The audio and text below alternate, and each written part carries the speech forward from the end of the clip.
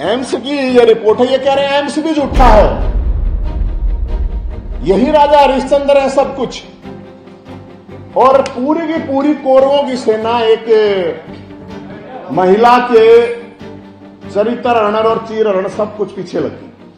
यहां बाथरूम करने भी इस पार्टी में कोई नहीं जाता केजरीवाल के बिना, जो कि ये पूरा का पूरा कैंपेन चला रहे हैं कि सिर्फ एक, क्योंकि अब तो चलो कांग्रेस के साथ तो गठबंधन होगा, नहीं तो ये कहते बीजेपी और कांग्रेस की साजिश है।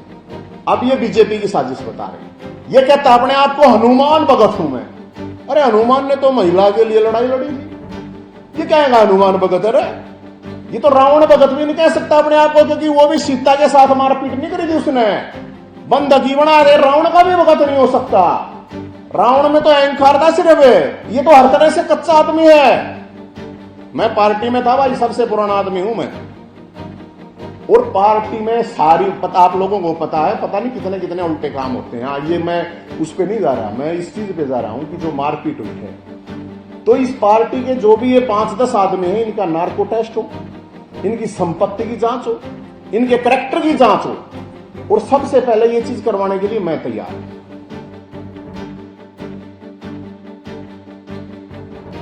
थी उनका कंप्यूटर था, दिल्ली पुलिस कह रही है, दिल्ली पुलिस को कह रहे हैं ये तो झूठी है, दिल्ली पुलिस झूठी है।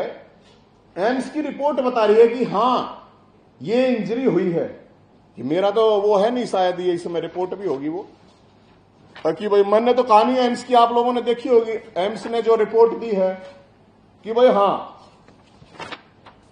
एम्स की ये रिपोर्ट है, ये कह रहे हैं एम्स भी झूठा है, यही राजा हरिश्चंद्र है सब कुछ।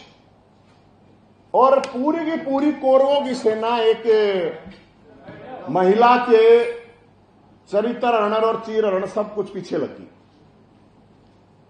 यहां बाथरूम करने भी इस पार्टी में कोई नहीं जाता केजरीवाल के कहे बिना, जो कि ये पूरा का पूरा कैंपेन चला रहे हैं कि सिर्फ एक, क्योंकि अब तो चलो कांग्रेस के साथ तो गठबंधन होगा, नहीं तो ये कहते बीजेपी और कांग्रेस की साजिश है। अब ये बीजेपी की साजिश बता रहे हैं। अब मैं आपको एक चीज बताता हूं, यह कहता अपने आप को हनुमान भगत हूं मैं। अरे हनुमान ने तो महिला के लिए लड़ाई लड़ी थी, ये कहेगा हनुमान भगत? अरे ये तो रावण भगत भी नहीं कह सकता अपने आप को, क्योंकि वो भी सीता के साथ मारपीट नहीं करी थी उसने, बंदगी बना दे। रावण का भी भगत नहीं हो सकता, रावण में तो अहंकार था सिर्फ, ये तो हर तरह से कच्चा आदमी है। मैं ये कह रहा हूं, मैं एक पार्टी का होने के नाते, मैं पार्टी में था भाई, सबसे पुराना आदमी हूं मैं, और पार्टी में सारी पता, आप लोगों को पता है, पता नहीं कितने कितने उल्टे काम होते हैं। ये मैं उस पे नहीं जा रहा, मैं इस चीज पे जा रहा हूं कि जो मारपीट हुई है, तो इस पार्टी के जो भी ये 5-10 आदमी हैं, इनका नार्को टेस्ट हो, इनकी संपत्ति की जांच हो, इनके कैरेक्टर की जांच हो, और सबसे पहले ये चीज करवाने के लिए मैं तैयार हूं। वो जब नार्को टेस्ट और वो लाइव हो, ऐसा नहीं गए, क्योंकि ये तो पारदर्शिता वाले हैं भाई, तो नार्को टेस्ट भी लाइव हो, मैं सबसे पहले लेटने के लिए उस नार्को टेस्ट पे तैयार हूं। क्योंकि ये जब पार्टी बनी तो चला था एक 3C, करप्शन, करेक्टर, क्रिमिनल, तो वही उस पर हो जाना चाहिए नार्को टेस्ट। मेरे ख्याल में कोई बड़ी बात है नहीं आजकल, और लाइव तो हो ही जाता है। कोई इतना आप भी प्रोग्राम लाइव करते हो तो मीडिया को भी वहां पे कोई प्रॉब्लम नहीं होनी चाहिए। तो भाई साहब इस पूरे मामले में भगत सिंह का फोटो लगाएगा पीछे, अंबेडकर बाबा साहब का लगाएगा। बाबा साहब अंबेडकर ने कब किसी महिला से छेड़खानी कर दी, मारपीट कर दी? किसको घर बुला के रहे?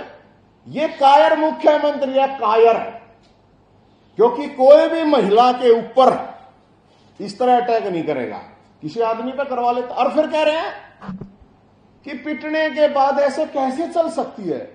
ये जो पीटने वाला है या जो भी ये बात कह रहे हैं, उनको 1 मिनट मेरे को दे दो, अगर वो पीट के बोल्ट से भी तेज नहीं भागे, बोल्ट से उसके सेकंड रिकॉर्ड कर लेना, अब वो पिट के बोल्ट से भी तेज नहीं भागे तो हमारे को बता दें। मतलब लॉजिक देखो, गजब है लॉजिक। और भाई मैंने देसी ना समझो, PhD कर रखी है, MMC कर रखी है, मैं 15 साल यूनिवर्सिटियों में रहा हूं अलग अलग। मैं बता रहा हूं कि लॉजिक देखो। फिर एक वो आगे कर रखी है, वो जो मुख्यमंत्री बनना था उसने, ये आतिशी मार लेना, थोड़े दिन बाद ये भी आतिशी पिट लेना होना है। मैं आपको बताऊं, ये आती है रोज सुबह, रोटी भी खाती है कि नहीं खाती है, और पूरी की पूरी अपनी कौरव सेना को करके कि चलो अब स्वाति के ऊपर हमला करते हैं। मैं पूर्व पत्नी होने के नाते उसको डिफेंड नहीं कर रहा, मैं उसके साथ एक आंदोलन में रहा हूं। आंदोलनकारी होने के नाते दिल्ली की महिलाओं के लिए उसने काम किए हैं और उसने अपने पर्सनल लाइफ को भी साइड में रख के महिलाओं के लिए काम किया। मुझे नहीं लगता आज तक किसी भी महिला आयोग ने इतना काम किया हो। और अब उसको इस तरह से ट्रीट कर रहे हैं ये लोग, जिसको थोड़े दिन बताते थे ये तो बड़ी मर्दानी है, फलाना है। मुझे लगता है बीजेपी के खिलाफ उससे ज्यादा किसी ने काम करा, मतलब बोला भी नहीं होगा कोई स्वाति से। अब केजरीवाल साहब कह रहा है कि कोर्ट भी भाई सरकार से चलता है, वोट दे दियो।